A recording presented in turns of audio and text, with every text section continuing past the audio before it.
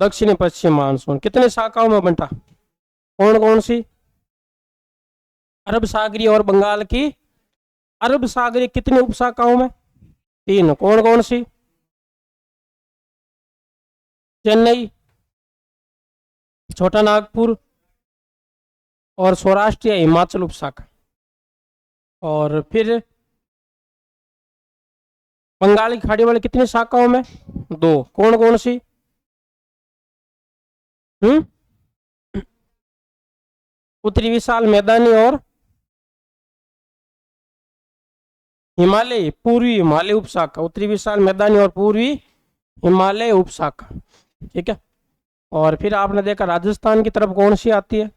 इधर वाली उत्तरी विशाल मैदानी शाखा आती है। इधर से आपके अरब सागर से कौन सी आती है? सौराष्ट्र। सौराष्ट्र शाखा के आपके अरावली समांतर है और उत्तरी विशाल मैदानी के समकोण या लंबवत पर है। उत्तरी विशाल मैदानी जो उपशाखा है वो आपके अरावली के पूर्व में बारिश करती है और इधर वाले जो सौराष्ट्र और अरावली के दक्षिण में और हिमालय से टकराकर थार के मरुस्थल में बारिश करती है। और सबसे ज्यादा बारिश होती है बंगाल की खाड़ी वाले से। अरब सागर वाले से बारिश होती है कम, 10% अरब सागर वाले से, 90% किससे होती है? बंगाल की खाड़ी वाले से होती है। सबसे पहले प्रवेश करती है अरब सागर वाली बांसवाड़ा से, उसको कहते हैं मानसून का प्रवेश द्वार। ठीक है। एक ही स्टूडेंट आते हैं आजकल इंक्वायरी लेने के लिए आते हैं और कोई कहता है ऑनलाइन किया हुआ है, कोई ऑफलाइन किया हुआ है। खुद को पता है, कई बार कमजोरी अपने को पता होती है कि भाई ये मेरी कमजोरी है, मेरा जीके तैयार नहीं है या फिजिकल तैयार नहीं। फिजिकल तो तैयार पहले से किसी के नहीं होता, वैसे बहुत कम है चांस कि भाई कोई किया हुआ रहता या ऑनलाइन कोई दूसरी कोचिंग से किया होता, अलग बात। जीके लगभग का तैयार रहता है। ठीक है। वो कोई ना कोई तैयारी किया हुआ होता है, तो नहीं तो कई बार तैयार नहीं किया हो तो उसको तैयार नहीं रहता है। और कई बार होता है कि ऑनलाइन करके तैयार कर लेते हैं कि मैंने ऑनलाइन कोर्स लिया और ऑनलाइन किया हुआ, तब तक भी ठीक है। और कई बार ऐसे भी स्टूडेंट आ जाते हैं कि मेरे सेल्फ स्टडी की हुई है। जीके कैसे तैयार किया? सेल्फ। ऑनलाइन लिया? नहीं ऑनलाइन नहीं। ऑफलाइन लिया? नहीं ऑफलाइन नहीं। कि बुक लेके आया या बुक लेके आई और वो घर पे तैयार किया। वो तो बीएसटीसी एग्जाम नहीं निकलते हैं। ठीक है। अपन बीएसटीसी की बुक लेके आते हैं 12वीं के बाद में, उससे वो एग्जाम अपने क्लियर नहीं होता क्योंकि एक महीने में वो बुक पढ़ और नहीं पाते हैं। लक्ष्य की रेसी बुकें आती है, बहुत बड़ी बड़ी बुकें आती है, एक महीने में पढ़ ही नहीं पाते। ठीक है। और कहते हैं इतने दिन दूसरी यह था कि भाई ऑनलाइन किया हुआ है या ऑफलाइन किया हुआ, यहाँ तक ठीक था। अब स्टूडेंट कई ऐसे भी एक दो स्टूडेंट आ गए कि मेरा सेल्फ किया हुआ, कोचिंग वोचिंग मेरे करने का शौक नहीं है और ना मेरे से इतना बैठा जाएगा। यहाँ 5 घंटे बिताते हो, 6 घंटे, इतना मैं नहीं बैठ पाऊंगी या नहीं बैठ पाऊंगा। ठीक है। मैं तो सिर्फ 2 घंटे फिजिकल पढ़ूंगा और जीके मैं घर पे। जीके में क्या है? जीके तो पढ़ना ही पड़ेगा। ठीक है। अरे पढ़ना सारा ही पड़ेगा, जीके क्या पढ़ना पड़ेगा? जीके में क्या है सर, आप यहाँ पढ़ोगे हम घर पे पढ़े, बात एक ही है। ठीक है। वो तो घर पे पढ़ के भी तैयार कर लेंगे, लेकिन फिजिकल के लिए कोचिंग करनी पड़ेगी। मैंने कहा बढ़िया बात है। ठीक है। मैंने कहा फिर आप है ना टेस्ट सीरीज देख के देखो हमारी वाली, जीके तैयार है क्या आपका। और घर पे आप अकेले खुद तैयार करके बिना कोचिंग के बिना कोई ऑनलाइन के सारा लिए बिना आप करोगे तो आपको टाइम लग जाएगा, 2-3 साल लग जाएंगे इनके बराबर आने का। और हो सकता है बराबर आ भी नहीं पाओ क्योंकि ये आपके आगे ही रहेंगे हमेशा। ठीक है। और टेस्ट सीरीजों में देखते ही हो, आज आप आपके ग्रुप में भेजूंगा एक मैं, वो हमारा जो रिजल्ट आया, हर बार रिजल्ट आता है, जितने ऊपर होते हैं 100 से ऊपर, कई बार 25, 125, 130, 150 टेस्ट देते हैं। 100 जनों के तो 40 बढ़ते ही नहीं। क्या पता कोई ऐसा एक आंकड़ा हो गया फिक्स, तो पता नहीं। 130 ने टेस्ट दिया तो 30-30 की मतलब 40% से ऊपर बनेंगे। 40% से ऊपर 30 के बनेंगे, 100 के नहीं बनेंगे। 123 ने दिया टेस्ट, 23 के 40% बनेंगे, 100 के नहीं बनेंगे। यही मामला रहता है। लगभग 3 पेपर हो गए मेरे देखने में, हमारा लगभग कोई 1-2 कोई 99, 100, 101 के आसपास का आंकड़ो रहे। लगभग 20, 25, 30 के 40% बने और बाद में 50 ऊपर एक जनो निकले। 50 ऊपर 1 या 2 निकलते हैं, मतलब रेशियो कहाँ मामला अटकता है 40 और 50 के बीच मामला अटकता है। लगभग वो 20 निकले 40 ऊपर तो 50 से नीचे है, उसके बीच में ही है। कोई 40.1 या कोई 41 है, 42 है, 50 ऊपर 1 या 2 निकलते हैं। ठीक है। और वो फिर वो 60 से भी ऊपर होता है, एक जन निकलता है वो तो कई बार होता है, और गैप दे देता है, लास्ट वाला बहुत गैप दे देता है कई बार, फर्स्ट और सेकंड के बीच गैप ज़्यादा आ जाता है, जबकि इतना गैप आना नहीं चाहिए। देखो बढ़िया है आपके, वैसे भी आपके कई होंगे मन में आ गया कि वैकेंसी तो आगे की परी है, या मन में आई गए, और आगे जाके कितने 2 महीने 3 महीने आगे की विपरीत कहीं हो गया, 5 महीने आगे की विपरीत कहीं हो आई तो पूरी ना वैकेंसी तो आई। ठीक है, देखो मानसून का आगमन होता है कब, 15 जून को, कहाँ से, बांसवाड़ा से। मानसून लौटता है प्रत्यावर्तन कब, 27 सितंबर को, कब, ठीक है। मानसून के प्रभाव की बात करें तो सर्वाधिक वर्षा वाला भौतिक प्रदेश कौन सा है, हाड़ौती। सबसे ज्यादा वर्षा कहाँ होती है, ये आपके इस प्रकार राजस्थान, इस राजस्थान में आप देखोगे कि ज्यादा वर्षा वाले स्थान कौन से है, क्षेत्र कौन सा है, जैसे ये आपके भौतिक प्रदेश, ये थार, ये अरावली, ये पूरी मैदान, ये हाड़ौती। सबसे ज्यादा बारिश कहाँ होती है, हाड़ौती में। सबसे कम कहाँ होती है, ये आपके अपन कह सकते हैं ये क्रम भी है भाई, पूर्व से पश्चिम की ओर जाने पर वर्षा की मात्रा में कमी आती है, या दक्षिण पूर्व से उत्तर पश्चिम की ओर जाने पर आपके वर्षा की मात्रा में, तो सबसे ज्यादा वर्षा आपके वर्षा यहाँ पर है, सबसे कम थार के मरुस्थल में। सबसे ज्यादा वर्षा वाला संभाग है कोटा, और सबसे कम वर्षा वाला संभाग कौन सा है, जोधपुर। कौन सा है, इसमें जैसलमेर जिले आते हैं, इसमें आपके झालावाड़ आता है, सबसे ज्यादा वर्षा वाला जिला कौन सा है, सबसे ज्यादा वर्षा वाला झालावाड़। जिला कौन सा है, न्यूनतम वर्षा वाला जैसलमेर। कौन सा है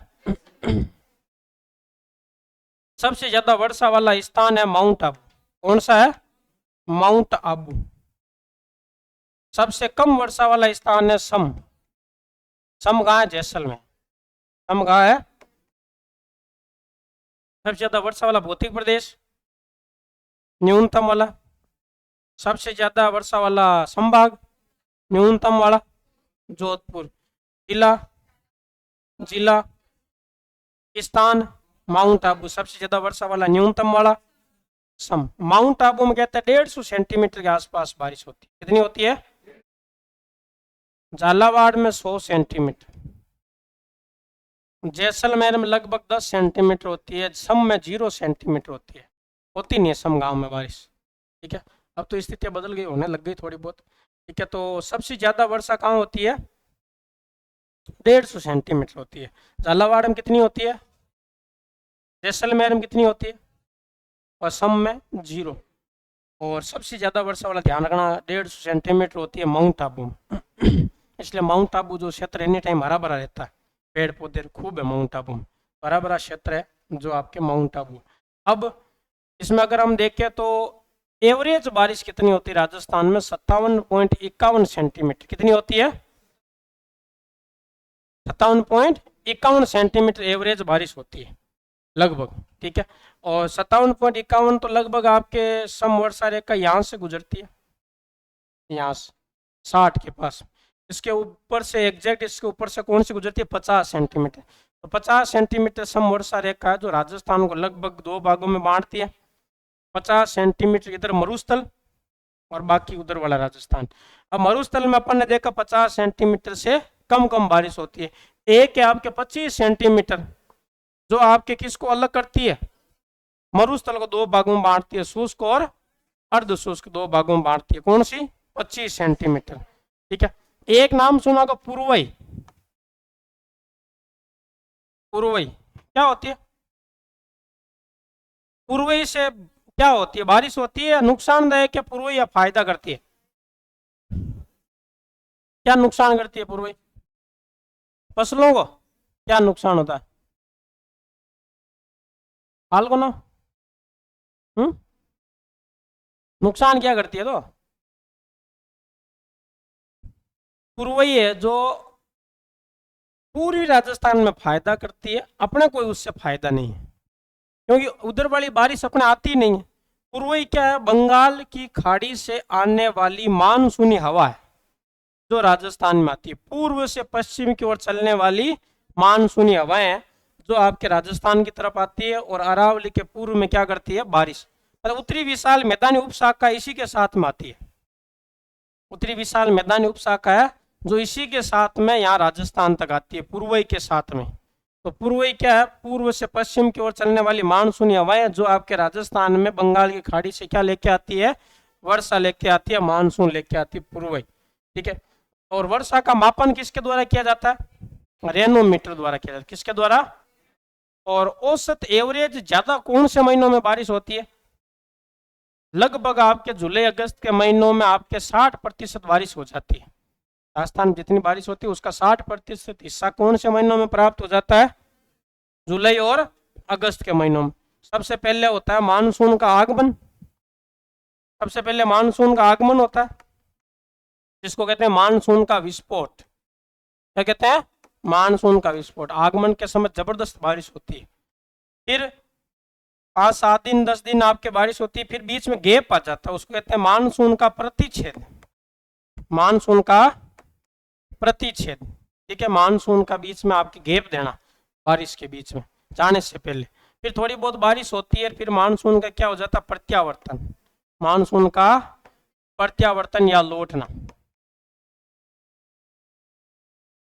फिर आपके मानसून का प्रत्यावर्तन, जब मानसून जाता है तो अक्टूबर का महीना आ जाता है, तो उसको कहते हैं अक्टूबर की गर्मी। अक्टूबर की गर्मी या कार्तिक हीट। कार्तिक हीट या अक्टूबर की गर्मी महसूस होती है। अक्टूबर में गर्मी महसूस होती है, क्या झूठ बोलते हो, कहाँ अक्टूबर में कहाँ गर्मी महसूस होती है। कोई आसपास नहीं होती है। ठीक है। अक्टूबर में गर्मी महसूस होती है दक्षिणी भारत में,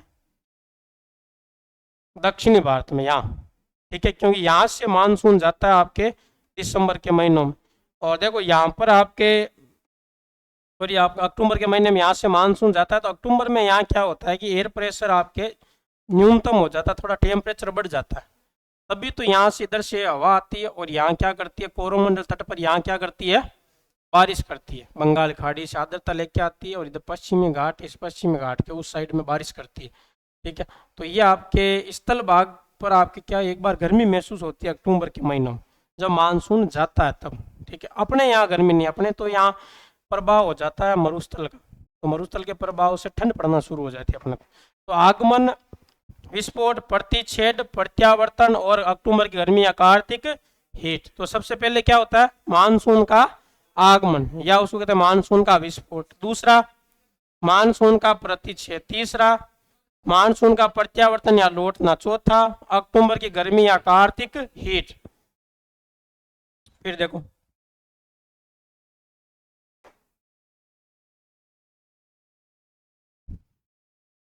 समवर्षा की बात करें तो 25 सेंटीमीटर समवर्षा को अपन 250 मिलीमीटर भी कह सकते हैं। कई बार आ जाता है 250 mm, 250 मिलीमीटर समवर्षा रेखा कहाँ से गुजरती है। या कई बार ऐसे पूछ लेता है राजस्थान को 2 भागों में बांटने वाली समवर्षा रेखा कौन सा, 25 सेंटीमीटर, 50 mm, 500 mm। ठीक है। अपने दिमाग में 50 ही रहता है, पूरे मिलीमीटर में आ जाता है। 250 मिलीमीटर, 100 मिलीमीटर, 50 मिलीमीटर और आपके 500 मिलीमीटर। तो किसी के दिमाग में नहीं आता कि 500 मिलीमीटर होगा, क्योंकि दिमाग में अपने 50। ठीक है। क्योंकि 50 सेंटीमीटर समवर्षा रेखा 2 भागों में बांटती है और अपन टिक करके आ जाते हैं 50। 50 नहीं है, 500 मिलीमीटर है। 50 तो सेंटीमीटर में। अधिकांश वर्षा आपके 60% जून, जुलाई और अगस्त के महीनों में प्राप्त होती है। और मानसून एक तो अपने देरी से आता है। मानसून आता कब है आपके, 15 जून को। मानसून कब आता, 15 जून को आता। वापस आता है 27 सितंबर या 30 सितंबर के आसपास आता है। एक तो जून में देरी से आया और एक पहले चला गया। भारत में कब आता है, 1 जून को, जाता कब, अक्टूबर को। तो भारत में मानसून पहले आता है और जाता भी बाद में। राजस्थान में बाद में आता है और जाता भी। तो मानसून का आपके देखा जाए तो राजस्थान में प्रकृति है कि देरी से आना और समय से पहले लौट जाना। लगभग एवरेज कितने दिन रहता है, 29 दिन। एवरेज कितने दिन बारिश होती है, 29 दिन राजस्थान में बारिश होती है। तो मानसून की प्रकृति है कि देरी से आना और समय से पहले लौट जाना। अतः राजस्थान में वर्षा के दिनों की संख्या कितनी है, वर्षा का मापन किया जाता है किसके द्वारा, रेनोमीटर द्वारा। राजस्थान में औसत वर्षा 57.51 सेंटीमीटर होती है। 57.51 सेंटीमीटर राजस्थान में एवरेज बारिश होती है। भौतिक प्रदेश के अनुसार देखा जाए तो सबसे ज्यादा बारिश कहाँ पे होती है? दक्षिणी पूर्वी पठार या हाड़ौती में, फिर पूरी मैदान, फिर सबसे कम थार के मरुस्थल में। देखो आरोही और अवरोही क्रम भी लिखा हुआ, ये तीर का निशान इधर किया हुआ, इसका मतलब आपके पहले आरोही अवरोही जानते हो, आरोही क्रम में पहले क्या आएगा? पहले छोटी संख्या आएगी, फिर इस प्रकार स्टेप स्टेप सबसे बाद में बड़ी संख्या आएगी। और अवरोही में पहले क्या आएगा? बड़ी संख्या आएगी। पहले क्या आएगी? बड़ी संख्या आएगी।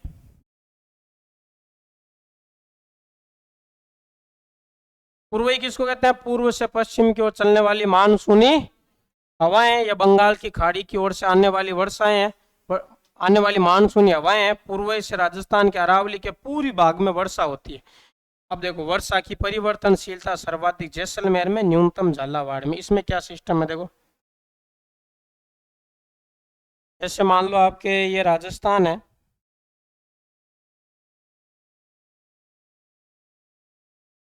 इस राजस्थान में आपके देखे तो पूर्व से पश्चिम की ओर जाने पर वर्षा की मात्रा में क्या आती है? कमी आती है। इधर वर्षा क्या रहती है? अधिक, यहाँ वृद्धि होती है। जहां वर्षा ज्यादा होती है वहां वर्षा की परिवर्तनशीलता कम होती है, मतलब वहां बारिश होती रहती है एवरेज। तो परिवर्तनशीलता इतनी नहीं, लगभग है कि यहाँ बारिश होती है तो उतनी होती रहती है। तो परिवर्तनशीलता इधर आपकी क्या रहती है? कम। वर्षा की परिवर्तनशीलता आपकी क्या रहती है? इधर कम रहती है परिवर्तनशीलता। और अनिश्चितता सबसे ज्यादा कहाँ रहती है? आपके इस साइड में रहती है, क्योंकि वर्षा क्या होती है? कम। तो परिवर्तनशीलता अनिश्चितता क्या रहती है? आपके ज्यादा। जैसे जैसलमेर में अनिश्चितता ज्यादा है बारिश की, झालावाड़ में अनिश्चितता कम है बारिश की। तो झालावाड़ में होगी होगी और होती रहती है, जैसलमेर का कोई भरोसा नहीं। तो जहां बारिश कम होती है वहां अनिश्चितता क्या होती है? ज्यादा। परिवर्तनशीलता भी क्या होती है? ज्यादा। और यहाँ पर आपके देखा जाए तो इधर देखोगे झालावाड़ में आपके सबसे ज्यादा बारिश होती है, तो झालावाड़ में परिवर्तनशीलता क्या होगी? कम। अनिश्चितता भी क्या होगी? कम। निश्चितता है बारिश तो होगी। इधर आओगी तो जैसलमेर, जैसलमेर में आपके वर्षा की परिवर्तनशीलता ज्यादा, उल्टा अच्छा हाँ सही है, ज्यादा होगी। और आपके अनिश्चितता भी क्या होगी? ज्यादा होगी। ठीक है, देखो 1 मिनट लगता है ध्यान भंग होने में।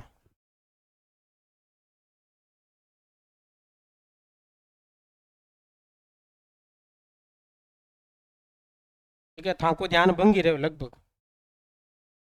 क्लास में तो करें शेगा वो घणों में जोर बोलू जन थान पड़ रहा है बाहर की प्रावण। अब आती है कौन सी ऋतु? शरद ऋतु। देखो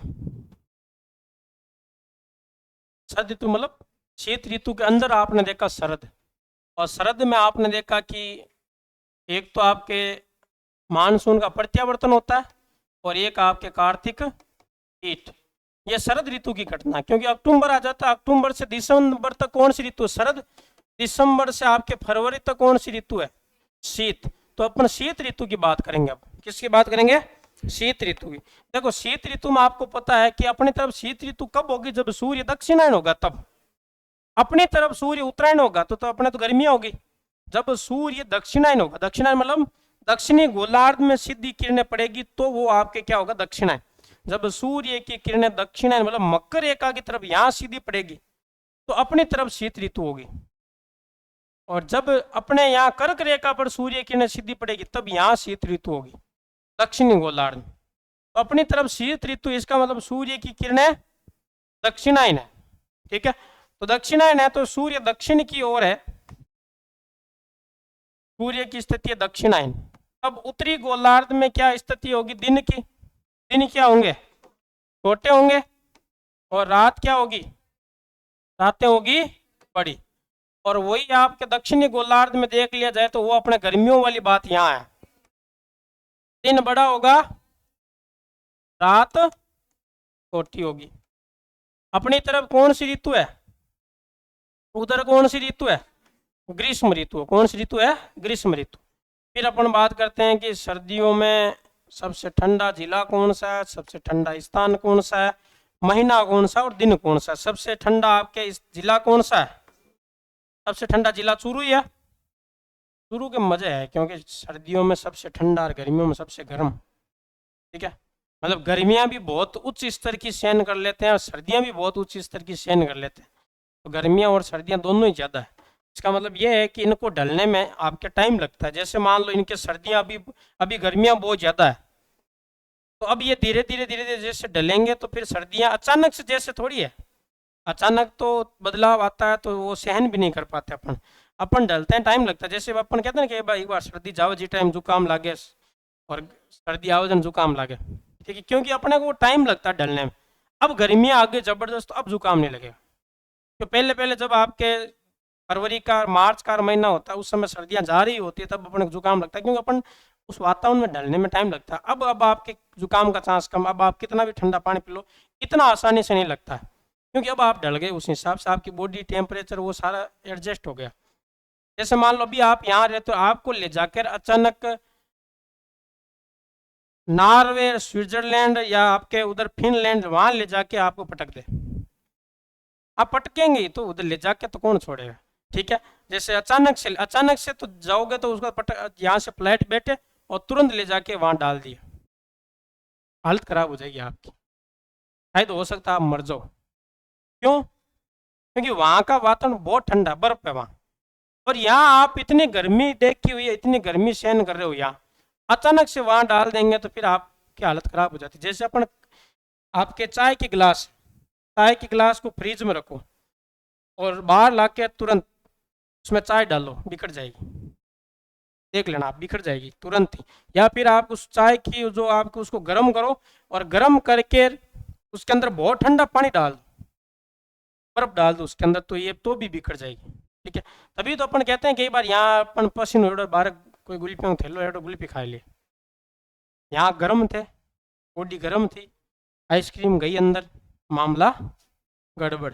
ठीक है, तभी तो जुकाम लगता है। आप कभी भी देख लेना, शाना शाना बैठा ना, जुकाम लगेगा उनको कभी। ठीक है, कुछ ना कुछ गड़बड़ करोगे आप, बॉडी को पता चल जाएगा कि यार आज गड़बड़ कर ली। ठीक है, तो जिला ठंडा चूरू, गर्म भी कौन सा, वार्षिक तापांतर भी चूरू, स्थान कौन सा सबसे ठंडा, माउंट आबू, गर्मियों में माउंट आबू, सर्दियों में माउंट आबू, वर्षा भी माउंट आबू। ठीक है, और इस महीना कौन सा है सबसे ठंडा है, जनवरी। दिन कौन सा है, 22 दिसंबर, ये तो आपने देख लिया। ठीक है, नहीं तो नहीं पता होता लगभग को कि 22 दिसंबर है सबसे ठंडा। तो आपने महसूस किया होगा कि सबसे ठंडा दिन कौन सा होता है, महसूस किया? झूठ बोल रहे हो, 22 दिसंबर को इतना ठंडा नहीं होता है। दिसंबर का महीना आजकल ठंडा होना बंद हो गया, जनवरी का महीना ठंडा होता है। 22 दिसंबर को महसूस कर लेना है, ये थोड़ी है कि 22 दिसंबर को सर्दी ज़्यादा पड़ती है, नहीं। जनवरी के महीनों में, फरवरी के महीनों, दिसंबर में इतनी सर्दी नहीं पड़ती। ठीक है, इसको ठंडा क्यों मानना, क्योंकि इस दिन सूर्य की किरण अपने से दूर होगी, अपने से हाईएस्ट दूर इसी दिन होगी, और इसी दिन सबसे बड़ी रात होगी। वेट करने लग जाओगे कि कब सुबह हो, कब सुबह हो। मैं तो कई बार पढ़ाता हूँ तब देखता हूँ, कई बार दिसंबर का महीना भी तो आता ही पढ़ाता हूँ तब। ठीक है, और कई बार ऐसी स्थिति होती, जैसे अभी तो कौन सा महीना चल रहा है, लगभग आपके मई चल रहा है, तो जून 21 जून तो आएगी, आप पढ़ोगे तब तक। कई बार ऐसी स्थिति होती है कि उस समय 21 जून के बारे में पढ़ाना होता है, 1-2 दिन आसपास में। ठीक है, तो 22 दिसंबर को सबसे बड़ी रात होती है। आप महसूस करोगे कि आप उठ जाओगे, फिर भी आपको ऐसा लगेगा कि कब उदय होगा, सूर्योदय कब उदय होगा, ऐसा महसूस होगा आप। ठीक है, दिन बहुत छोटा होगा, लगभग आपके 6 बजे के आसपास अंधेरा पड़ने लग जाएगा। ठीक है, रात बहुत बड़ी होगी, आप सो जाओगे, उठ जाओगे, दाब जाओगे, अब यो कोई हाल उजालो, यो कोई बार देखो बार बार, ऐसा महसूस किया होगा कभी? क्या करियो, कब किया भाई? अचानक थोड़ी होती है, तो अचानक होती ना कि एक तो आपके 21 जून को सबसे बड़ा दिन होता है, अचानक दूसरे दिन अचानक रात होती ना बड़ी, तो महसूस करते कि हाँ यार अचानक कल तो इतना था, इतना बदलाव आ गया। धीरे धीरे परिवर्तन आता है, तो आपको महसूस ही नहीं होता कब बड़ी रात होती है, कब बड़ा दिन होता है, ऐसा लगता भी नहीं। ठीक है, जैसे अभी क्या बड़े दिन है या रात, दिन बड़े हो रहे हैं, ठीक है। मार्च के बाद दिन बड़े होने शुरू हो गए। अब मार्च से लेकर जून तक दिन बड़े होते जाएंगे। जून को क्या होंगे दिन, हाईएस्ट सबसे बड़ा दिन जून को होगा। फिर वापस धीरे धीरे धीरे धीरे ढलने लग जाएंगे। ठीक है। फिर आपके 23 सितंबर को एक बार दिन रात बराबर होंगे। 23 सितंबर के बाद आपके दिन होंगे छोटे, रातें होंगी बड़ी। सबसे ठंडा जिला, स्थान, महीना, दिन। फिर हम बात करते हैं मावट की। मावट जानते हो मावट क्या होती है? सर्दियों में होने वाली, अपन कह सकते हैं शीतकालीन वर्षा। शीतकालीन वर्षा, शीत ऋतु में होने वाली वर्षा। अब ये देखो वर्षा आती कहाँ से, ये वर्षा आती है आपके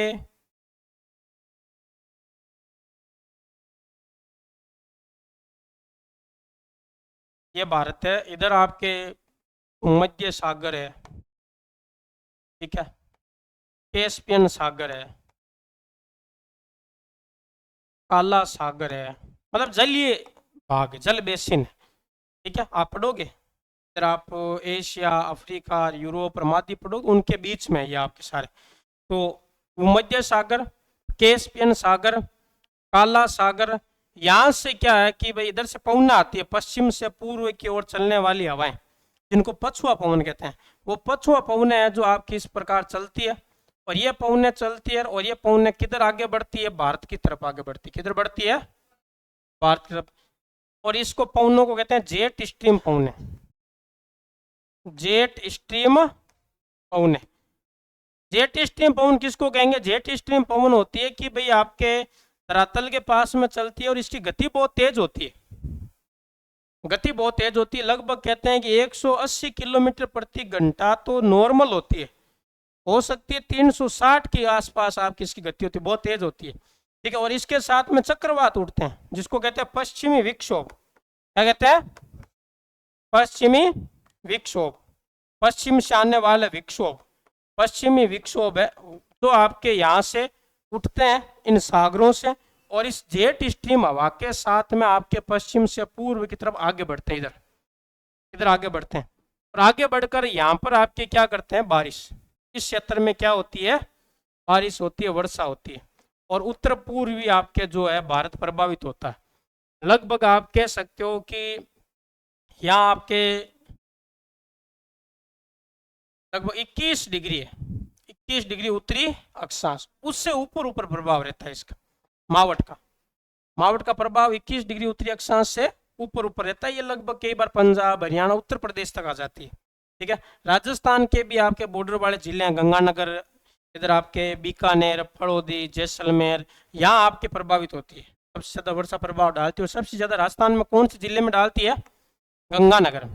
इसलिए गंगानगर में आपके गेहूं वगैरह ज्यादा होता है, इसलिए गंगानगर क्या कहते हैं? खाद्यान्न का कटोरा। खाद्यान्न कटोरा, अन्न भंडार, अन्न भंडार कहा जाता है किसको? गंगानगर। क्यों? क्योंकि आपके इसमें आपके मावट का प्रभाव ज्यादा होता है।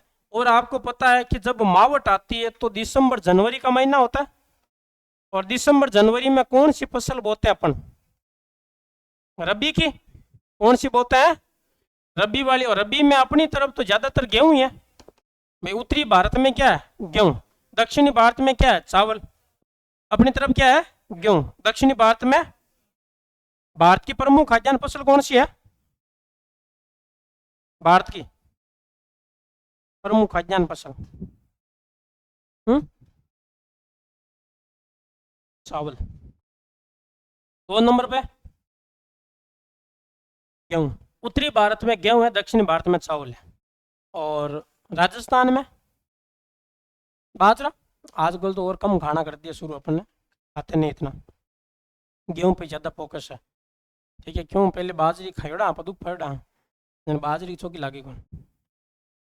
और बाजरी की बात करें तो बाजरी की चौकी तो प्यान कौन लगे, क्योंकि बनती पहली बाजरी की घर में रोटी। हल्का तो कभी कभी कोई प्रोग्राम हो तो या कोई मेहमान आता था, फलका आता था, फलके कहाँ थे? गेहूं की रोटी तो बहुत कोई मेहमानों के लिए बनती थी। ठीक है, उसमें अपने बच जाती तो मिल जाती, नहीं तो कहाँ मिलती है अपने। बाजरे की रोटी इसलिए बनाते थे कि एक तो ज्वाइंट फैमिली में रहते थे, ज्वाइंट फैमिली में गेहूं की रोटी बनाना पॉसिबल भी नहीं, क्योंकि बाजरा की रोटी जका 3 खा लें तो एक टाइम की, गेहूं तो 15 खा ले रोटी, 15 रोटी में 2.5 गुण पड़े। ठीक है भाई, 3 रोटी 2 रोटी तो खा ही लेता पहले, ठीक है टाइम की। गेहूं की रोटी में तो कहीं ध्यान ही नहीं पड़े, 10 रोटियां दें तो कहीं 2.5 गुण पड़े। ठीक है, और गेहूं की रोटी बनावे जन लगभग शुरू होना पड़े तो लेडीज ने घर में 2 बजे, जना कोई 4-5 बजे तक बनती। ठीक है, और फिर तो गिन के क्या छिनक के ही खानी पड़ती थी। ठीक है, और बाजरे की रोटी भी बनाते तो भी अपने 4-5 बजे शुरू हो जाते थे पहले, क्योंकि उनको पता था कि भाई बाद में लाइट लाइट है नहीं, तो 7 बजे से पहले पहले खाना खा कर सोना है। ठीक है, 8 बजे तक तो सो जाते, 9 किसको बजती थी। ठीक है, तो पहले इसलिए बनाते थे क्योंकि जॉइंट फैमिली में बनाना भी पॉसिबल नहीं था, वो ज़्यादातर तो कई तो खिचड़ा बनाते थे, खिचड़ा बनाते थे कि रोटी में कौन रामायण करी, खिचड़ा बना लो। ठीक है, तो वो सिस्टम अब खत्म से ही हो गया, अब तो गेहूं की रोटी के पीछे पड़े हैं, और गेहूं की रोटी होती है जिससे सबसे ज़्यादा शुगर की बीमारी होती है। और गेहूं में केमिकल है, कीटनाशक दवाइयाँ हैं, रासायनिक खाद है, जबकि बाजरे में अभी तक कीटनाशक दवाइयाँ और ऐसे खाद वाला इतना है नहीं। बाजरा अभी भी शुद्ध है, बाजरा खाते हैं तो एक बार बाजरा हैवी होता है, बाकी पचता बाजरा गेहूं के बजाय जल्दी है, गेहूं लेट पचता है, बाजरा जल्दी पच जाता है, लेकिन बाजरा एक बार हैवी होता है। जैसे आप अभी क्लास में आए हो तो बाजरे की रोटी खा के रायता खा के यहाँ बहुत अंदर ही अंदर गड़बड़ कर रहा है आपके। ठीक है, बहुत एनर्जी दे रहा है, आंखें ऐसे खोल खोल के पढ़ना पड़ रहा है। ठीक है, यही गेहूं की खाए हुए तो गेहूं का इतना उठाव नहीं रहता है। ठीक है, तो बाजरे की रोटी, अब फिर बाजरे की घंटे पर बाजरे का असर ज्यादा होता है, फिर बाजरे की पचती जल्दी है। जैसे अपने तंदूर की रोटी है, बहुत लेट पचती है। ठीक है, लगभग 24 घंटे लग जाते हैं पचने में। और जैसे मान लो अभी की सुबह अभी की खाई हुई रोटी है, सुबह की तंदूर रोटी, शाम को कल सुबह आपकी उल्टी होगी तो तंदूर वाली रोटी पहले निकलेगी, क्योंकि पचती बहुत मुश्किल है। और कई बार आप देख तो छोटे बच्चों को मैगी खिलाते हो, उल्टी होती है सबसे पहले मैगी निकलती है, चाहिए 2 दिन पहले खिलाई हुई तो ही। ठीक है, और रोटी पच जाती है लेकिन मैगी नहीं पचती, और जिसमें तो ज़्यादातर लड़कियां पीजी वगैरह में रहती है, मैगी ही खावे गोरी। ठीक है, 2 डेर मैगी बना ले, 2 मिनट में बन जाओ। ठीक है, और आजकल तो लड़का भी शुरू कर दी मैगी खानी। देखो ये चीज़ें शोभा कौन दे लड़का ना, मैगियाँ खावनी है। ठीक है, धीरे धीरे यहाँ गड़बड़ हो जाए, मैगियाँ खाओ जन। ठीक है, हाँ रोटी खाओ बाजरे की बढ़िया। तो कौन से महीने में, दिसंबर जनवरी में। ठीक है, और कौन सी फसल को लाभ होता है, रबी को, रबी में किसको, गेहूं को। तो गेहूं के लिए तो ये सोने की बूंद है, सोने की बूंद है, इसलिए इसको कहते हैं सोने की बूंद या गोल्डन ड्रॉप्स कहते हैं, सोने की बूंद या गोल्डन ड्रॉप्स कहते हैं। इसका योगदान राजस्थान में वर्षा में 10% योगदान इसका है, 2% है भारत में योगदान।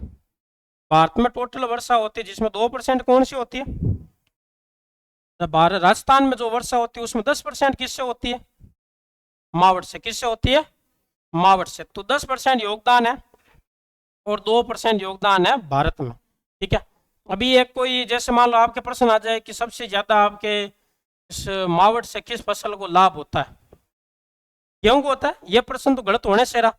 ठीक है, और प्रश्न में ऑप्शन आ जाए निम्न में से कौन सी फसल को आपके लाभ नहीं होता है, नहीं होता है। ऑप्शन में आए पहला गेहूं, चना, सरसों, कपास।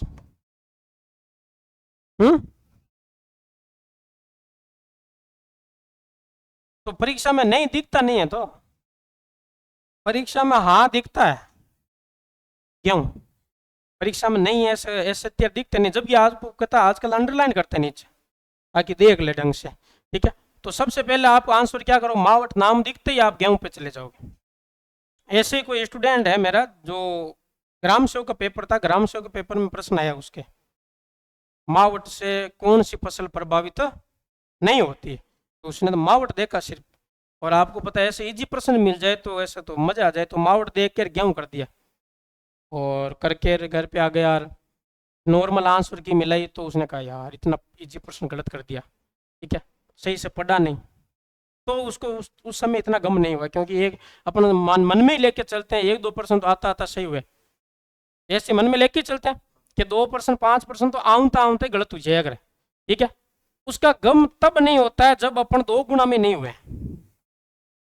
अपनी रैंक है, जैसे आजकल कई बार देखते हो रैंक आती है 3,42,239, कोई क्षेत्रफल यही है राजस्थान, ठीक है भाई। आजकल रैंक बताते हैं पेपर में, आजकल पूरी रैंक बताते हैं कि भाई इसकी इतनी रैंक है। जैसे 4th ग्रेड में है तो रैंक है 10-10 लाख ने, ठीक है, 25-25 लाख ने, 24 लाख फार्म भरोड़ा, ठीक है, तो 10-10 लाख के आसपास रैंक है, ठीक है।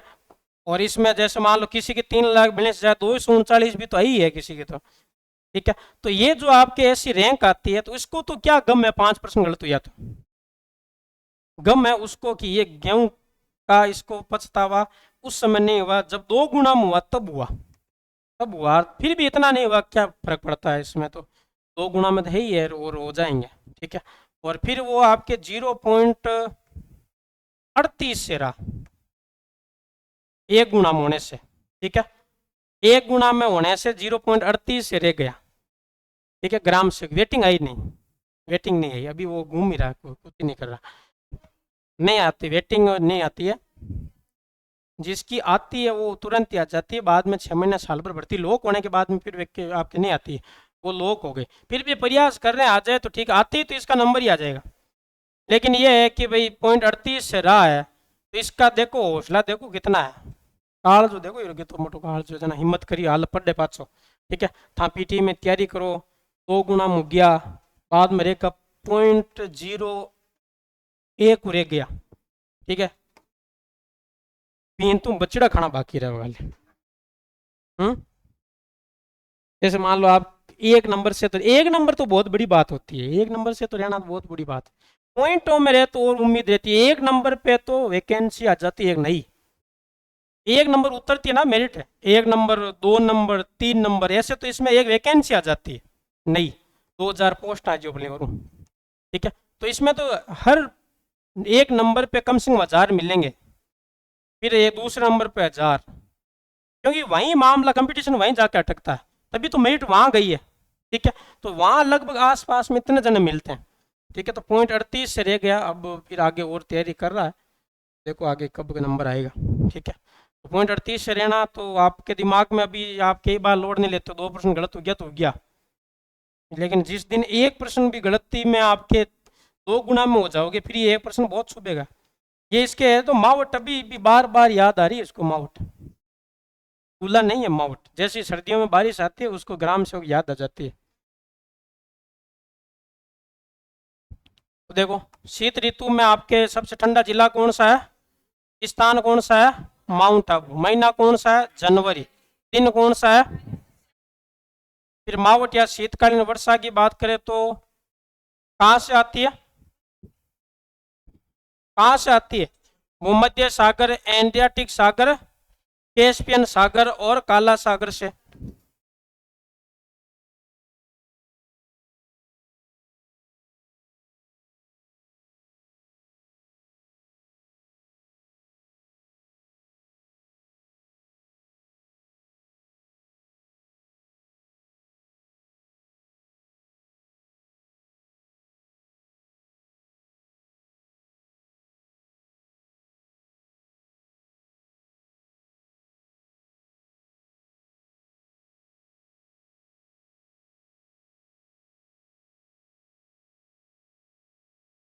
भूमध्य सागर, कैस्पियन सागर, एंडियाटिक सागर, काला सागर, ये सारे पास पास में।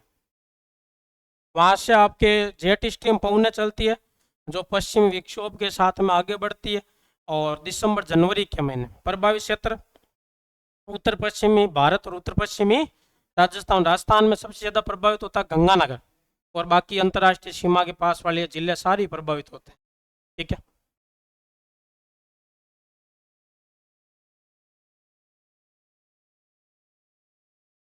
फिर आती है शीतलहर, कौन सी लहर आती है, शीतलहर। रबी की फसल लाभान्वित होती है जिसमें गेहूं ज्यादा होती है, और उसमें भी आपके कह सकते हो गेहूं के लिए ये गोल्डन ड्रॉप या सोने की बूंद है, ठीक है। 2% तो योगदान है काम पे भारत में, और 10% योगदान है वर्षा में राजस्थान में। अब आती है शीतलहर, शीतलहर किसको कहते हैं अपन, हम्म, ग्रीष्म ऋतु में चलने वाली गर्म हवाएं, उसको क्या कहते हैं फिर, लू कहते हैं। ये आती है आपके उधर से। आप कभी देखते हो कि कभी इधर से हवा आ जाती है, कभी इधर से आ जाती है, कभी इधर से आ जाती है, ऐसे कैसे हवा चलती है? हाँ? ये हवा ऐसे क्यों है? अभी तो गर्मियों में तो ऐसे गई थी, अब ये वापस ऐसे आ रही है, उच्च दाब से निम्न दाब की ओर। तो ये उच्च दाब से निम्न दाब उधर तो नहीं जा रही है, इधर ही क्यों आ रही है? ये पौने उधर जाती नहीं है, इसकी दिशा सेम रहेगी यही पूरे भारत में, इधर से। ये ये भारत है, इस भारत में आप देखोगे तो भारत में आप किस प्रकार ये पौने ऐसे चलती है, दिसंबर जनवरी के महीने में ऐसे, ठीक है। अक्टूबर से शुरू हो जाती है ऐसे आना, ठीक है। तो अक्टूबर में आपको पता है कि मानसून जाता है, तब जाते टाइम ये आप किस प्रकार हवा चलती है, क्योंकि ये हवा इसको कहते हैं व्यापारिक पवन। कौन सी पवन है? ये पवन जो है आपके 0 डिग्री है, यहाँ कर्क रेखा है, यहाँ मकर रेखा, इनके बीच में कल पढ़ा था ना अपन, ये पवन है इधर से, ठीक है। अब ये आपके जून में यहाँ पर सूर्य किरणें सीधी थी, तब ये जून में यहाँ तक आ गई थी, तो ये पीछे खिसक गई, उधर वाली क्या हो गई, पीछे खिसक गई। अब क्या हुआ कि ये पौने वापस पीछे खिसकेगी, इधर वाली आ जाएगी, जैसे मान जुलाई में यहाँ पर, ये जुलाई में यहाँ तक ही जाएगी, फिर आपके अगस्त में यहाँ तक, सितंबर में यहाँ तक ही आएगी। तो ये आपके क्या करती है, प्रयास उधर से निकलने का प्रयास करती है, उधर इधर आ रही है, ठीक है। तो ये आपकी दिशा ये रहती है, और ये आपके उधर हिमालय से आती है, किधर से आती है, हिमालय की ओर से आती है, या हिमालय, और हिमालय की ओर से आने वाली ठंडी हवा है, कैसी हवा है, उधर हिमालय से भी पीछे, उधर आपके तिब्बत का पठार है, उधर साइबेरिया है, वहां से ठंडी हवा आती है। तो ये आपके कब आती है, दिसंबर जनवरी में। तो दिसंबर जनवरी में चलने वाली जो ठंडी हवा है उसको अपन क्या कहते हैं, शीत लहर, शीत लहर कहते हैं। और शीत लहर को अपन क्या कहते हैं, स्थानीय भाषा में कहते हैं मावट। क्या कहते हैं, कहते हैं कि मावट उबर से ना, तो मावट है। और मावट की बात करें तो मावट आपके जब आती है तब कौन सी फसल होती है, तो कौन सी आपकी फसल होती है, रबी। तो रबी की फसल होती है, तब आप खेतों में जाते हो, देखते हो कि उसके खेतों में ओस की बूंदें आ रखी होती है फसल के ऊपर, ओस की बूंदें आ रखी होती है, और ओस की बूंदें आ रखी, उसको कहते हैं पाला पड़ना, क्या कहते हैं। और यहाँ पर आपके कोहरा भी आता है, हाँ, धुंध या कोहरा आना। तो शीत लहर से आपके ओस की बूंदें आ जाती है फसलों के ऊपर, इसको पाला पड़ना कहते हैं। और कोहरा, कोहरा भी आता है शीत लहर से। तो दो घटना भी होती है, पाला पड़ना और कोहरा आना, ठीक है। और शीत लहर की बात करें, ठंडी हवा है, और ये आपके देखा जाए तो सबसे ज्यादा प्रभावित होता है यहाँ शेखावाटी। कौन सा क्षेत्र होता है, और शेखावाटी में भी सबसे ज्यादा कौन सा, चूरू। इसलिए चूरू सबसे ठंडा जिला, सबसे ठंडा जिला कौन सा है, चूरू, क्योंकि शीत लहर की चपेट में सबसे पहले यही आता है, चूरू। तो शेखावाटी में आता है, फिर आपके आते आते अपने यहाँ ठंडी हवा पहुँचती नागौर तक। तो ये आपके जो शीत ऋतु में आने वाली ठंडी हवा है, दिसंबर जनवरी के महीनों में आती है। कब आती है, दिसंबर जनवरी में। प्रभावी क्षेत्र है शेखावाटी, जिसमें आपके सबसे ठंडा जिला है चूरू। और उत्तर पूर्व से दक्षिण पश्चिम दिशा है, उत्तर पूर्व से घटना कौन सी होती है, कोहरा आना और पाला पड़ना। इसको स्थानीय नाम क्या कहते हैं, डाम्पर कहते हैं। डाम्पर आ रही है, क्या आ रही है, डाम्पर आ रही है, ठीक है। तो ये आपके ऋतु के अनुसार जलवायु का वर्गीकरण। तो पहले सबसे पहले कौन सी ऋतु पढ़ी आपने, ग्रीष्म ऋतु, फिर कौन सी पढ़ी, शीत ऋतु, फिर कौन सी पढ़ी, वापस ग्रीष्म ऋतु, और कौन सी आएगी बताओ, पूरे साल में यही घूमता है चक्कर। अभी कौन सी ऋतु है? ग्रीष्म ऋतु। वर्षा कहाँ, वर्षा जून में आएगी, बाकी है वर्षा ये भी। आप देखते ही हो रोजाना आना शुरू हो गई है, क्या कारण है, ऐसे क्यों आ रही है, क्या हो गया इसके। तापमान तो पहले भी पड़ता था, पहले कौन सा तापमान नहीं था, हाँ, कलयुग है ना, बहुत। मरुस्थल, पहले वाला मरुस्थल नहीं रहा, मरुस्थल की स्थितियां बदल गई है। मरुस्थल में पहले आपके वर्षा नहीं होती थी, मरुस्थल में पहले वनस्पति नहीं थी, मरुस्थल में पहले लोग नहीं रहते थे, मरुस्थल में पहले जैव विविधता नहीं थी, मरुस्थल खाली पड़ा था, जनसंख्या घनत्व तो बहुत कम था। आज स्थल क्या मरुस्थल की बदल गई है। मरुस्थल में आपके जनसंख्या खूब रहने लग गई, जनसंख्या घनत्व भी बढ़ने लग गया, मरुस्थल में वनस्पति बढ़ने लग गई, मरुस्थल में आपके खूब पशु पक्षी जानवर जैव विविधता बढ़ने लग गई। और मरुस्थल में इंदिरा गांधी नहर की वजह से, आईजीएनपी की वजह से और खूब सारी आपके जलीय परियोजना उसकी वजह से वनस्पति हो गई। और वनस्पति होने से आपको पता है कि वो क्षेत्र है जो आपके उतना गर्म नहीं रहा जितना पहले होना चाहिए। तो इस क्षेत्र की आपके जलवायु धीरे धीरे बदल रही है। जलवायु बदल रही है तो इसका मतलब आपके बारिश होगी। पहले क्या होता था कि भाई जब यहाँ से आपके बारिश से ये बादल है जब यहाँ से निकलते थे, जब ये बादल यहाँ से राजस्थान में से मरुस्थल में से निकलते थे यहाँ से, तो यहाँ से निकलते तब आपके गर्म एरिया होता है, जिसकी वजह से यहाँ इस बादलों में जो आर्द्रता होती थी वो आर्द्रता है जो आपके वाष्प बन के उड़ जाती थी। ठीक है, तो ये बादल आपके धीरे धीरे यहाँ से निकलते तब तक समाप्त हो जाती, यहाँ सिर्फ हवा हवा पहुंचती आगे। ठीक है, आर्द्रता समाप्त हो जाती। अब क्या है कि यहाँ से जब आपके ये हवा निकलती है, आर्द्र हवाएं निकलती है, तब आपके यहाँ से क्या है टेम्परेचर इतना नहीं होने की वजह से, क्योंकि यहाँ वनस्पति होगी और वनस्पति होने की वजह से यहाँ से जब हवा जाती है तो इसमें आर्द्रता में कमी नहीं आती, और आर्द्रता में कमी नहीं आती है तो हिमालय से टकरा कर फिर क्या करती है, जबरदस्त बारिश करती है। और देख लेना आप आने वाले टाइम में आपके बारिश बढ़ेगी। और जैसे अभी ये दिन है जो गर्मियों के दिन है, इसमें तो वनस्पति जल जानी चाहिए, वनस्पति नष्ट हो जानी चाहिए, और आज वनस्पति हरी भरी हो रही वापस। तो फिर नष्ट होगी कब, जून में तो मानसून आ रहा है, तो जून में तो वापस हरी भरी हो जाएगी। जून में तो कहते हैं कि पत्थर पीलीला हो जाता है, पत्थर के ऊपर जैसे कोई बीज गिर गया तो वहां पे आपको वो बीज अंकुरित हो जाता है। ठीक है, पौधा निकल आता पत्थर। अभी कई बार देखते पुराने घर होते हैं जिनकी छतों पे आपके छोटे छोटे छोटे छोटे पौधे निकल आते हैं। ये कब होता है, बारिश के समय। ठीक है, और अभी गर्मियाँ, अभी लगभग पौधे आपके जल जाने चाहिए, ऐसी गर्मी वाली महसूस होनी चाहिए। अब तो पौधे हरे भरे हो रहे हैं, तो इसका मतलब ये पौधे हरे भरे ही रहेंगे, क्योंकि जून में तो मानसून आ जाएगा, फिर सितंबर अक्टूबर तक मानसून रहेगा, तब तक हरा भरा रहेगा, फिर वापस सर्दियाँ आ जाएगी, तो वनस्पति नष्ट ही नहीं होगी। और वनस्पति नष्ट नहीं होगी तो आपके बारिश होगी। इसका मतलब ये है कि कभी ना कभी अपन, पिछली बार बच्चे बच्चे ये अपन बाढ़ से नागौर वाले, इस बार शायद नहीं बचेंगे। हाँ डूबेंगे कभी, तो कभी डूबेंगे ही डूबेंगे। ठीक है, क्योंकि बारिश बढ़ रही है धीरे धीरे। अब देखो अपन जलवायु का वर्गीकरण करते हैं, जैसे आपने पढ़े होंगे कोपेन का वर्गीकरण, त्रिवार्ता का वर्गीकरण, थॉर्नवेट का वर्गीकरण। अभी तक जो जलवायु पढ़ी उसमें तो कुछ ही नहीं था, सामान्य बातें थी और हार्ड भी नहीं है। कहाँ वर्षा ज्यादा, कौन सा गर्म स्थान, कौन सा ठंडा स्थान, सामान्य बातें हैं, वो याद भी रह जाती है। मामला यहाँ पर है। ठीक है, थोड़ा सा ध्यान रखना, कोशिश करो, आंखें खोल लो, दिमाग यहाँ रखो, क्योंकि यहाँ थोड़ा सा जलवायु गड़बड़ी यहीं पे होती है आपके।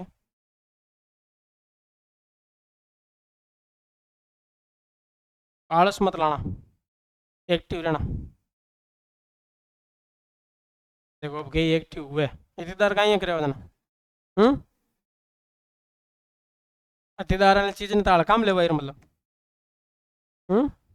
देखो बाकी कोई सब्जेक्ट ने हड़काम लो भाई में लो, लेकिन हड़काम लिया तो गड़बड़ हो जाए, क्योंकि योगदान कर लो इसमें। 3 सब्जेक्ट 3 पार्ट है, कितने पार्ट है, 3 पार्ट, राजस्थान भारत और विश्व, ये 3 पार्ट कोई भी सब्जेक्ट में कौन। ठीक है, बाकी जी के अलग, अपना वाला अलग मैटर है। ठीक है, क्योंकि अपने वाला मैटर है जो आपके रजिस्टर, इसमें खूब बड़ा, बहुत बड़ा मैटर है। ठीक है, तो रजिस्ट्री भरते हैं इसमें। तो इकोनॉमिक सर्वे मेरा है, इकोनॉमिक सर्वे मेरा ही। जैसे मान लो कि उद्योग में से प्रश्न आ गया, आपको नाम दिख गया उद्योग, सीधा मैं ही याद आऊँगा, जबकि आपको लगना चाहिए कि ये उद्योग में इकोनॉमिक सर्वे का मेरा नहीं है, लेकिन उद्योग नाम दिग्गुजन था कि के दिमाग में आए के सर लिखा ही होगा नहीं। ठीक है, कोई कृषि को डाटा आएगा तो के सर पता ही होगा नहीं। ठीक है, तो ये मेरा ही है। और राजस्थान भारत, मैं तो गिनता हूँ, एक दिन सर बता रहे थे शायद प्रश्न कितने आएंगे, कुछ कम बता रहे थे साइकोलॉजी वाले। ठीक है, तो मैं तो मान के चलता हूँ मेरे 30+ प्रश्न आएंगे। कैसे, क्योंकि राजस्थान के तो नहीं करते, 15 टॉपिक 10-15 टॉपिक तो 1 ही% तो आएंगे ही आएंगे उसमें से, ठीक है। 30 तो टॉपिक है लगभग अपने, लगभग एवरेज मान लेते हैं कि 8-9 आसपास या 10 मान लो, 15 राजस्थान के तो 9-10 आपके भारत वाले आ जाएंगे, ठीक है। और ऐसे मान के चले तो 5 से 7 तो कम से कम विश्व वाले में से आएंगे, जैसे एक में से 1% तो आएगी, ऐसे करके। और फिर इको तो है ही है, अगर इको हावी हो गया ना पेपर के ऊपर तो हिस्ट्री कल्चर पॉलिटी सबको फेंक देगा, अकेला ले लेगा 50% हावी हो गया तो, ठीक है। कई बार हो जाता पेपरों में हावी होता है इकोनॉमिक सर्वे, ठीक है, तो सारे सब्जेक्टों को साइड में कर देता है, किसी के 5 आते हैं, किसी के 10% आते हैं, किसी के 15 आते हैं, जबकि वो सोच के चले मेरे 20 आएंगे 30 आएंगे, क्योंकि ये आ जाता है ना, फिर बाकी करंट और ये दोनों बाकी पेपर को पूरे को अलग कर देते हैं। 50% आए इकोनॉमिक सर्वे और करंट के, बाकी 50% हमारे जो पूरे साल भर पढ़े थे, ठीक है। तो हो सकता है ये हावी हो गया ना, ये हावी हो जाता है, आरपीएससी ये हावी कर देती कई बार। आरपीएससी है जो आपके इको में से प्रश्न देना शुरू कर देती है ना, तो फिर गड़बड़ हो जाती है। चलो कोई बात नहीं, अपन तो पढ़ते ही है वैसे, इको तो पढ़ेंगे। देखो जलवायु के वर्गीकरण बात करें तो एक तो सामान्य वर्गीकरण है, एक वैज्ञानिक या व्यक्तिगत वर्गीकरण। वैज्ञानिक मतलब आपके एक कोपेन है, एक त्रिवार्ता और एक थानवेट, कईयों का पढ़ा हुआ कईयों का नहीं पढ़ा हुआ। तो सामान्य वर्गीकरण का आधार क्या है? ताप दाब वर्षा आर्द्रता। क्या आधार है? ताप दाब वर्षा आधार क्या है? ताप दाब वर्षा आर्द्रता। अब इसके आधार पर राजस्थान में अलग अलग जगह अलग अलग जलवायु बताई थी। इसके आधार पर ताप दाब वर्षा, इससे राजस्थान में जलवायु बताई कितने प्रकार की? पहली दूसरी, पहली दूसरी, शुष्क होगा, शुष्क नहीं होगा, शुष्क अर्ध शुष्क, ठीक है। पहला दूसरा तीसरा उपार्द्र, पहला दूसरा तीसरा चौथा, पहला दूसरा तीसरा चौथा पांचवा अति आर्द्र। पहला दूसरा दूसरा दूसरा तीसरा चौथा पांचवा, कितने प्रकार? आधार क्या है? इसके आधार पर 5 भागों में बांटा इसको, ठीक है। फिर है कोपेन, पूरा नाम है व्लादिमीर कोपेन, जर्मनी से थे। इनके आधार क्या? वनस्पति। राजस्थान में वनस्पति के आधार पर आपके कितने भागों में बांट दिया? 4 भागों में। पहला कौन सा है? BWHW। BW पहला कौन सा है? BWHW। दूसरा BSHW। दूसरा कौन सा है? पहला BWHW, दूसरा BSHW। BS अभी पूछेंगे। तीसरा CWG, पहला BWHW, दूसरा BSHW, तीसरा CWG, CW और चौथा कौन सा है? AW। पहला BWHW, दूसरा तीसरा चौथा AW। पहला दूसरा तीसरा चौथा पांचवा। कोपेन का पहला दूसरा तीसरा चौथा। त्रिवार्ता का आधार है वर्षा। कितने प्रकार बताए? 4। पहला BWH, BW इधर BWHW है, उधर BWW हटा दिया। इधर दूसरा BSHW, इधर दूसरा BSH, इसमें भी W हटा दिया। पहला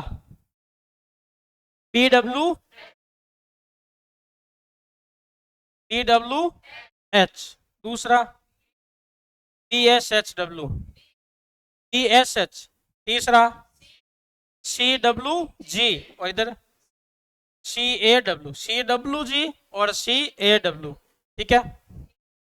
AW है। पहला EWHW उधर पहला EWH, दूसरा ESHW, इधर दूसरा, इधर तीसरा, इधर तीसरा, चौथा। फिर हम देखते हैं थॉर्नवेट का आधार है वनस्पति, वर्षा, वाष्पीकरण। तीनों ही वे है, वे वनस्पति, वे वर्षा, वे वाष्पीकरण, तीन वे। वनस्पति, वनस्पति, वर्षा, वाष्पीकरण। भाई इसने कहा पहले कोपेन ने दिया, इसने वनस्पति, इसने इसने सारी शामिल कर दी, वनस्पति, वर्षा, वाष्पीकरण। सबसे मान्य वर्गीकरण कौन सा तीनों में से? थॉर्नवेट। और सबसे ज्यादा प्रश्न भी किस में से आते हैं? त्रिवार्ता में, कोपेन में से। कहां से आते हैं? कोपेन वाले में से। सबसे मान्य कौन सा है और सबसे ज्यादा प्रश्न किस में से आते हैं? कितने प्रकार? ई ए डी। पहला कौन सा? ई ए डी, ई ए। दूसरा डी ए डब्ल्यू, दूसरा। पहला E A D, E A. दूसरा डी ए डब्ल्यू, तीसरा डी बी डब्ल्यू, तीसरा। पहला ई ए डी, दूसरा D A W, D B W. पहला ई ए डी, देख लिया ध्यान से। दूसरा देखो ध्यान से, डी ए डब्ल्यू, तीसरा डी बी डब्ल्यू। पहला, दूसरा, तीसरा। पहला डी ए डब्ल्यू, फिर डी बी डब्ल्यू। पहला ई ए डी, दूसरा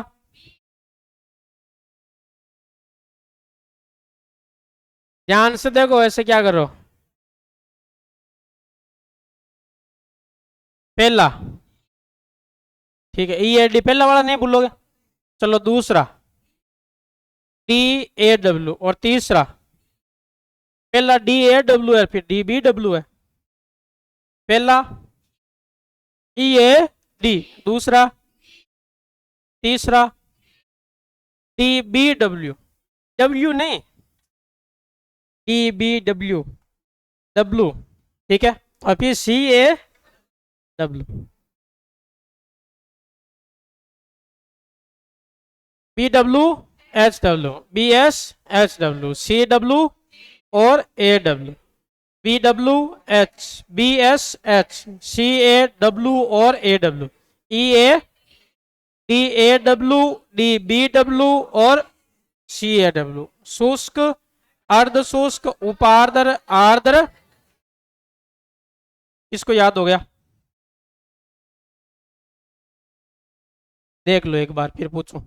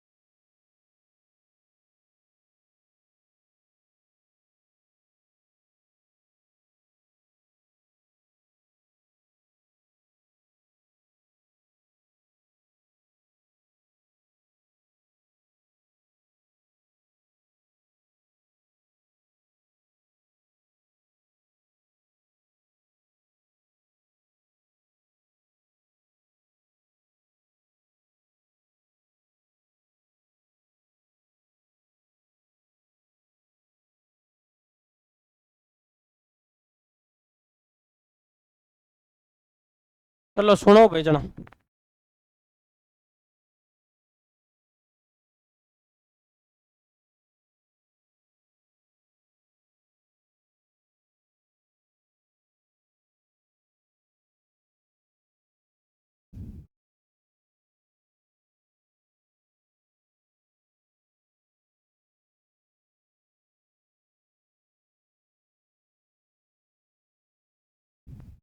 कौन सुना देगा?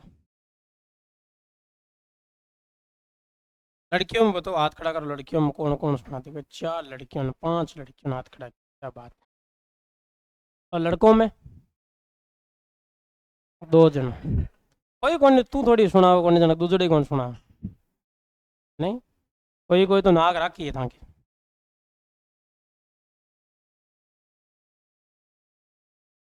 सुनो।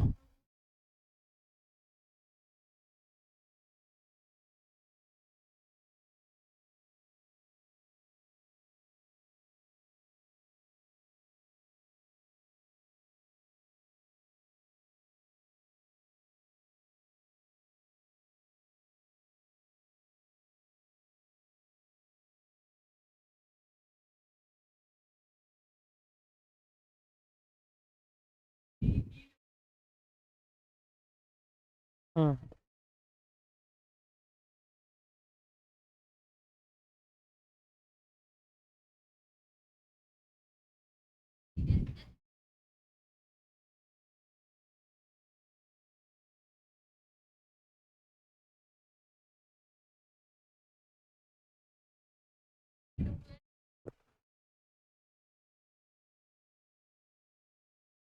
इधर वाले बोलो एक एक अठाना है। BSH।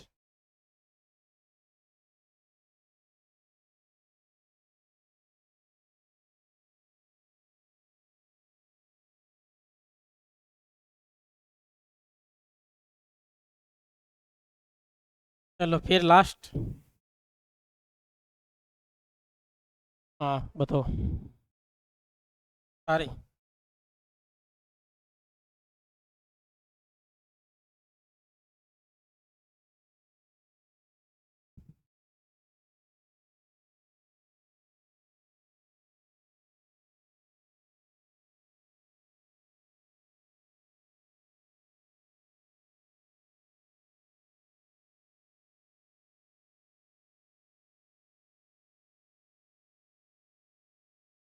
हम्म।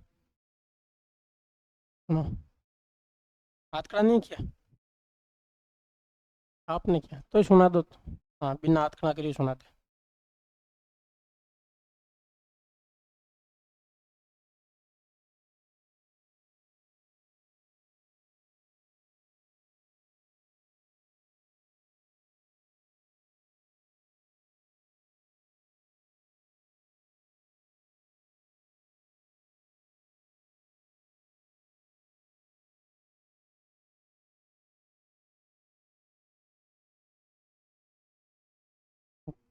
थोड़ी बहुत गड़बड़ हुई। हाँ।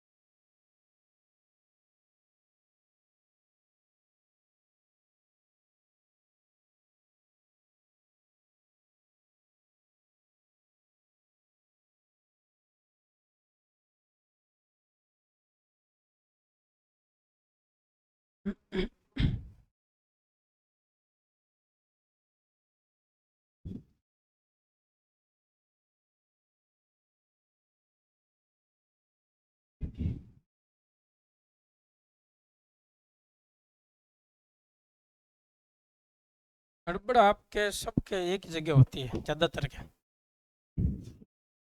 यहाँ है ना। चलो और कौन सुनाएगा लड़कों में?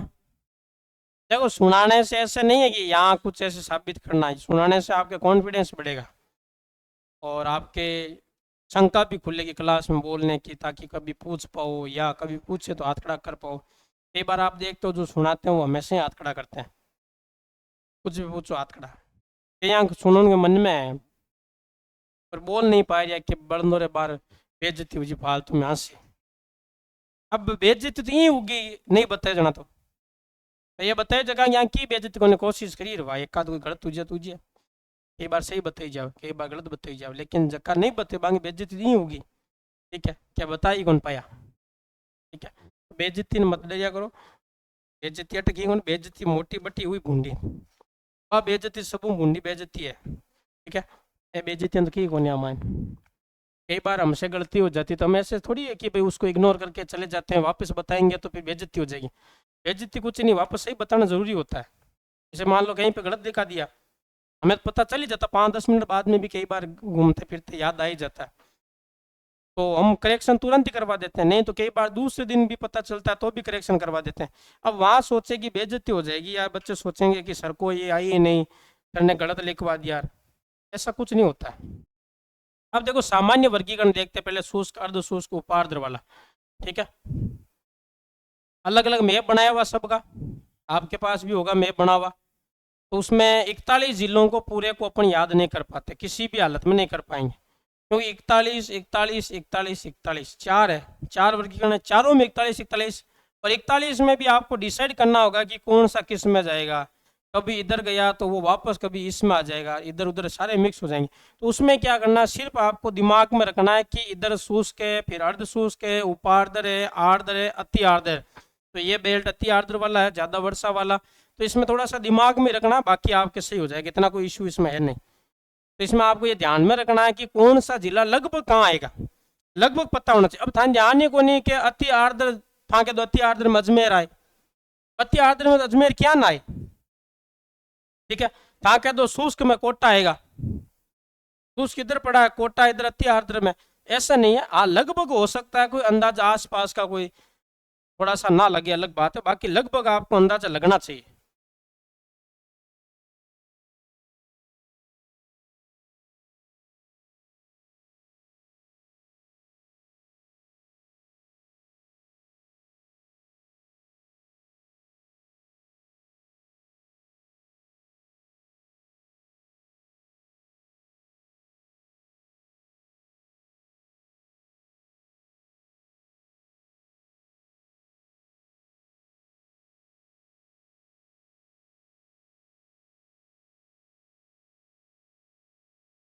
देखो शुष्क में लगभग आपको ध्यान में रखना, मुख्य जिला तो कौन सा आएगा, जैसलमेर, मुख्य जिला कौन सा है। तो अब इसमें आपके जैसलमेर आ जाएगा, उत्तरी बाड़मेर आ जाएगा, बड़ौदी आ जाएगा यहाँ पूरा, पश्चिमी जोधपुर आ जाएगा, पश्चिमी नागौर आ जाएगा, और बीकानेर आ जाएगा। ठीक है, तो पश्चिमी जोधपुर, पश्चिमी नागौर, पश्चिमी चूरू भी आ जाएगा। ठीक है, तो लगभग आपके जैसलमेर के आसपास वाले जिले ध्यान में रखना। जैसलमेर के आसपास में बाड़मेर है, इधर जोधपुर है, इधर आपके फड़ौदी, बीकानेर, और बीकानेर के आसपास में चूरू और नागौर है। ठीक है, तो मुख्य जिला आप ध्यान में रखना जैसलमेर, जैसलमेर, उत्तरी बाड़मेर, पश्चिमी जोधपुर, पश्चिमी बीकानेर, पश्चिमी चूरू, पश्चिमी नागौर और फड़ौदी। ठीक है, फिर आपके प्रतिनिधि जिला कौन सा है, जैसलमेर। वर्षा कितनी होती है, 0 से 20, 0 से 20 सेंटीमीटर सम वर्षा रेखा, उससे इधर उधर वाला आपके कौन सा आएगा, शुष्क। फिर अर्ध शुष्क, जिसको स्टेपी जलवायु कहते हैं, यहाँ जलवायु मतलब स्टेपी वनस्पति पाई जाती है, स्टेपी वनस्पति वाले क्षेत्र को कहते हैं स्टेपी जलवायु। ठीक है, तो इसका प्रतिनिधि कौन करता है, जोधपुर। कौन करता है, तो यहाँ 20 से 40 वर्षा होती है। वर्षा कितनी होती है, 20 से, इधर वर्षा कितनी, 0 से 20, यहाँ इधर वनस्पति मरुद विधि है, कंटीली वनस्पति है, इधर भी मरुद विधि है, जिसमें कहते हैं स्टेपी है। वनस्पति कौन सी है, प्रतिनिधि, प्रतिनिधि वर्षा यहाँ 20 है। ठीक है, फिर आपके देखें तो उपार्द्र में आ जाएगी अरावली, अरावली है वो लगभग उपार्द्र में आ जाएगी। सीकर का पूर्वी भाग आ जाएगा, इधर जयपुर आ जाएगा, दौसा आ जाएगा, अजमेर आ जाएगा, पूर्वी पाली आ जाएगा, आंशिक सिरोही आ जाएगा। ठीक है, तो इधर आपके सीकर का पूरी भाग आ जाएगा, जयपुर आ जाएगा, दौसा आ जाएगा, अजमेर आ जाएगा, ठीक है, पाली सिरोही का कुछ भाग आ जाएगा, ठीक है। तो इसका प्रतिनिधि कौन सा है? तो सबसे ज्यादा प्रश्न उपार्द्र में जयपुर के पूछा हुआ, जयपुर में निम्न में से कौन जलवायु पाई जाती है, तो कौन सी है? उपार्द्र। यहाँ वर्षा कितनी? 40 से 60। यहाँ वर्षा, यहाँ 60 से 80 प्रतिनिधि।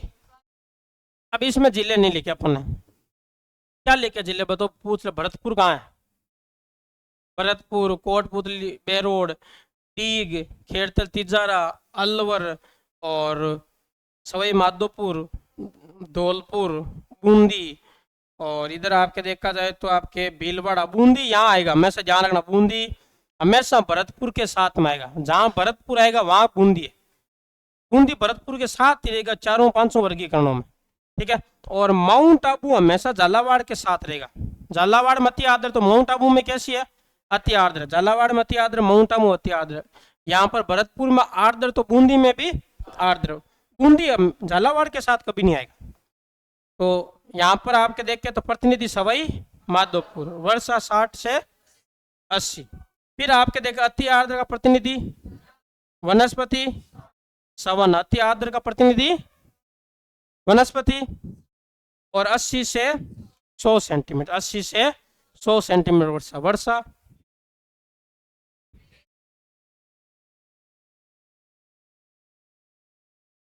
वर्षा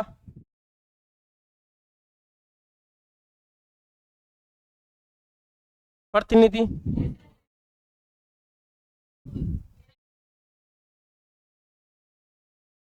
ठीक। और सामान्य पूछ ले इसमें तो नागौर किस में आएगा? अर्ध शुष्क। गंगानगर,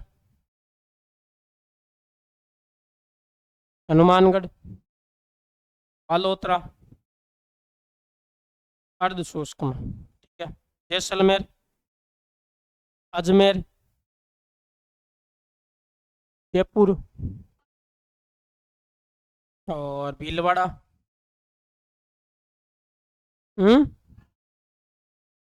और बूंदी और बांसवाड़ा,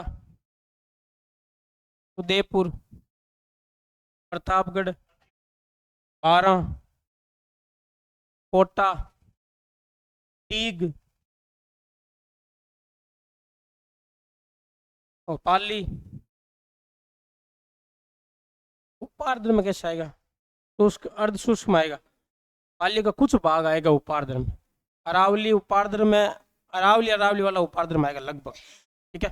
तो शुष्क का प्रतिनिधि अर्ध शुष्क, उपार्द्र, आर्द्र और अति आर्द्र। शुष्क का प्रतिनिधि अर्ध शुष्क, उपार्द्र, आर्द्र, शुष्क में वर्षा,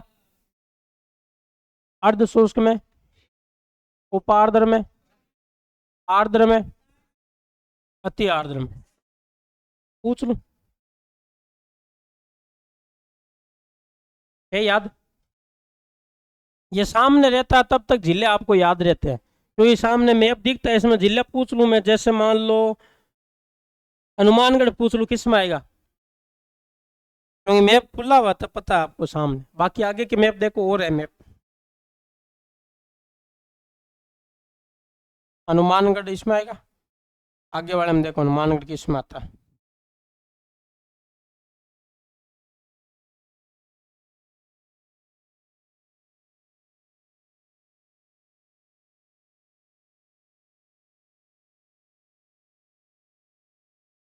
ओपन वाले में देखो हनुमानगढ़ किस में आ रहा है,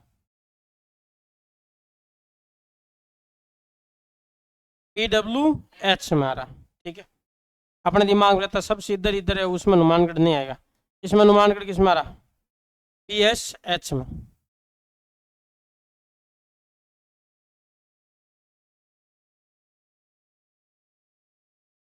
ये कम कैसे है?